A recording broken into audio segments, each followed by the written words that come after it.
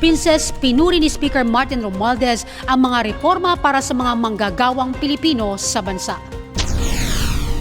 Malugod na tinanggap ni Speaker Martin Romualdez ang mga reformang inilatag ng Department of Migrant Workers para sa mga overseas Filipino domestic helper. Patunay aniya ito ng totoong malasakit ni Pangulong Ferdinand R. Marcos Jr. sa kapakanan at dignidad ng ating mga makabagong bayani.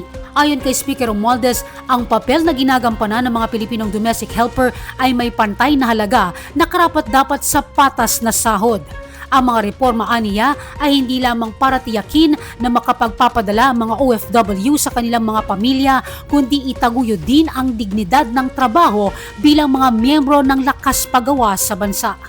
Ilan sa inaasahang reforma ang pagtaas ng buwan ng minimum na sahod ng mga Pilipinong kasambahay sa $500 mula sa $400. Ito ay epektibo 60 araw matapos ilabas ang opisyal na direktiba at isasama sa lahat ng kontratang ipoproseso ng DMW. Inilunsad din ng DMW ang libreng taunang medical check-up, mandatory Know Your Employer video call bago lumagda ng kontrata at digital monitoring system na tinawag na Kamusta Kabayan para sa regular na pagsubaybay sa kalagayan ng mga manggagawa. Magkakaroon din ng mas mahigpit na housing standards ng mga recruitment agency at mas istriktong whitelisting policy para matiyak na maayos at legal na ahensya lamang ang makapagpapadala ng manggagawang Pilipino sa abroad. Dagdag pa ng liderato ng Kamara, ang mga hakbang na ito ay nagpapakita ng tunay na malasakit ng pamahalaan sa mga OFW upang matiyak na sila'y tinatrato ng makatao, makatarungan at may dignidad ng kanilang mga employer.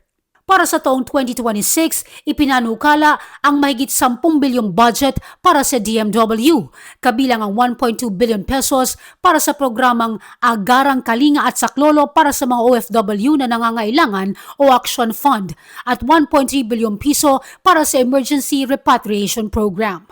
Samantala, ang OWA ay makakatanggap ng 3.45 bilyong piso kung saan 2.42 bilyong piso ay nakalaan para sa mga programang panlipunang proteksyon at kapakanan ng mga OFW at kanilang pamilya.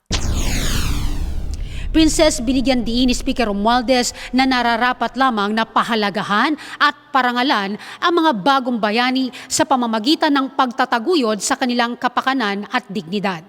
Mula dito sa Kamara, balik muna sa iyo.